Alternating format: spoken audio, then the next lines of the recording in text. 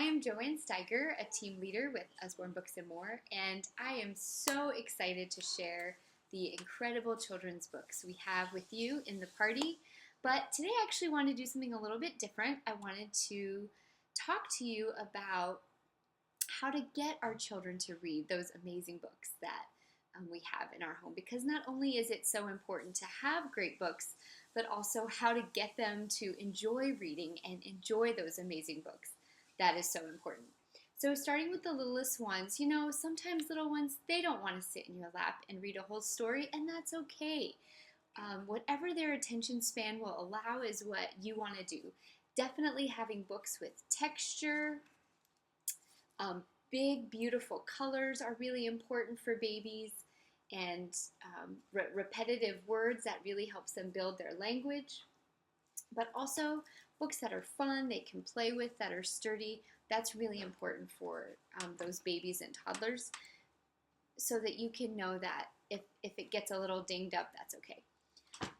Story time. So something I found in my house, when it's bedtime, the last thing I want to do is read a story. So I like to do story time at different times of day. Actually, the morning is the time that I like to read a lot to my kids. I think there's a kind of a stigma that you have to do bedtime, bath time, bedtime, story time kind of thing.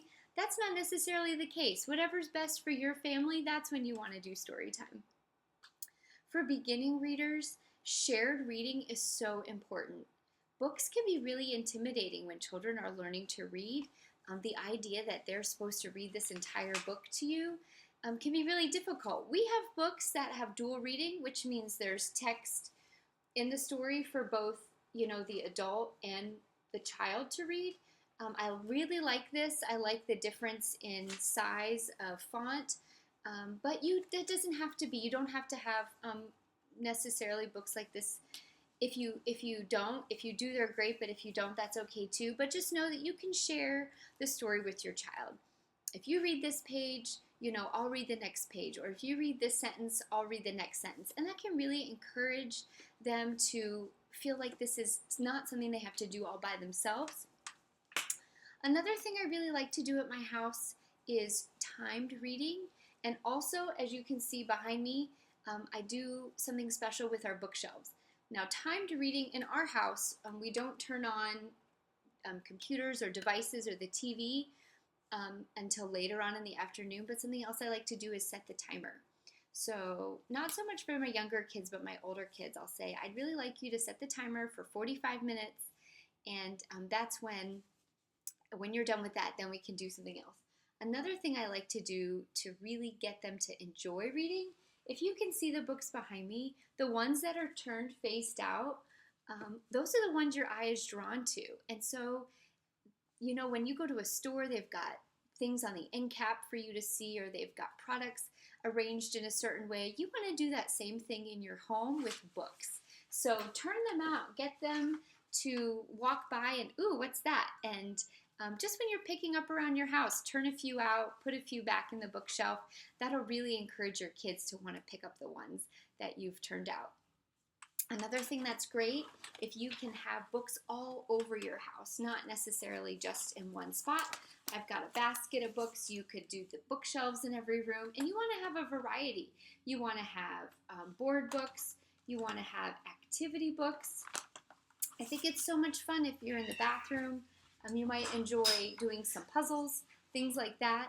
It doesn't necessarily have to be, a long book, because something else I like to say, not all reading is reading, but all reading is reading. So you might have a book like this one that I just held up that it's mostly an activity book, but there's some reading in it. So that's a good thing. You might have a book that you've said, this is your reading book. So when I set that timer, this is the book I want you to read. I like to do that kind of stuff in our home. When it's time for them to set the timer and do their reading, I like to pick a book for them that I know is going to challenge their reading level, be engaging and fun, but also maybe a classic, maybe something they wouldn't normally pick up. But when it's time for them to just read on their own, because we're not turning on the TV right now, they can pick up any fun book they want. Just because your child maybe is 9 or 10 and they're picking up a board book, that's great because, like I said, all reading is reading. So if they're doing that, then you want to encourage that and embrace it because reading is just wonderful. The last thing I wanted to talk about, something we've learned by doing research and or looking at others' research, is that older children, about the fourth grade, their love for reading drops. So kindergartners on up will say they really enjoy reading. About 98% of them do. But when they get into fourth grade, they start to report that they don't like reading so much. One of the things we found that happens around that age and then on up, the percentage goes down for 8th graders, and then in 12th graders, only 19% report enjoying reading. Parents stop reading to their kids. I understand I've got older kids and I struggle to find time to read to them, but make it a goal. Pick a book that you want to share, maybe something you loved, or a book of poems or a book of funny stories. And then at random times during your week, you could have that book that you're sharing with them together. So I hope that gave you some ideas for how you can enhance the love of reading in your home. I'm really looking forward to sharing the books we have to offer with you and your families. Definitely let me know if there's any questions you have. I'm so excited to help.